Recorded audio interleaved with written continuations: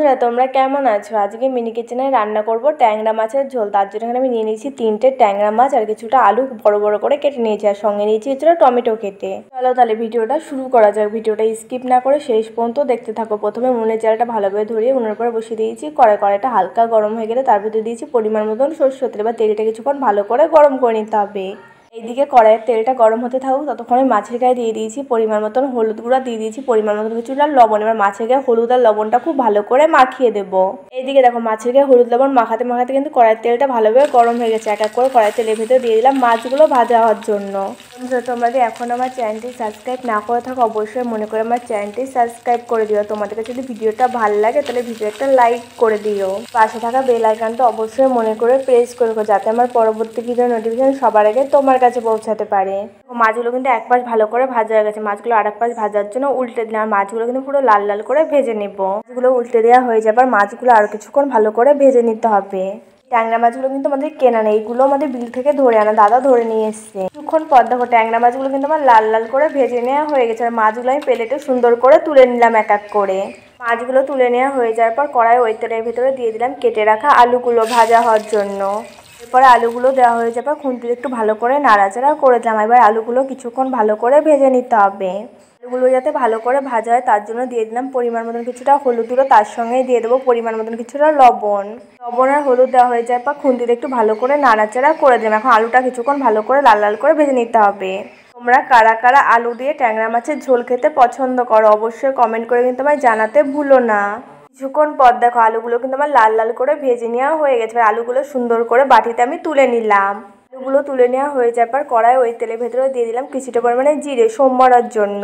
তেলের পরে জিরে দেওয়া হয়ে যাবে, তারপর দিয়ে দিয়েছি তেলের পরে কিছুটা পরিমাণে জিরে গুঁড়ো। দেখো আজকে রান্নাটা একটু অন্যরকমভাবে করবো, তাই সব কিছু আমি তেলের পরে দেবো। দিয়ে দিয়েছি পরিমাণ মতন কিছুটা লঙ্কা গুঁড়ো, তারপর দিয়ে দেবো পরিমাণ মতন কিছুটা হলুদ গুঁড়ো, তার সঙ্গে দিয়ে দেবো পরিমাণ মতন কিছুটা লবণ।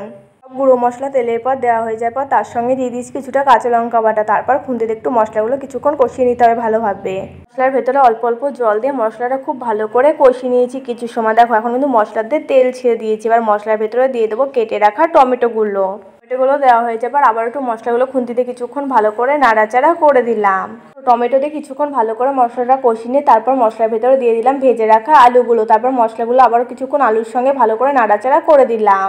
যেহেতু আমার আলুগুলো আগের থেকেই ভেজে নেওয়া ছিল তাই মশলার সাথে আলুগুলো বেশিক্ষণ কষানোর দরকার নেই। এবার আমি মশলার ভেতরে দিয়ে দিলাম পরিমাণ মতন জল। তরকারিটা যেহেতু আমি বেশি ঝোল ঝোল করবো না তাই জলটা বেশি একটা দেওয়ার দরকার নেই। এখন তরকারিতে জল দেওয়া হয়ে গেছে, এখন তরকারির ঝোলটা ফোটার জন্য কিছুক্ষণ হতে দিতে হবে।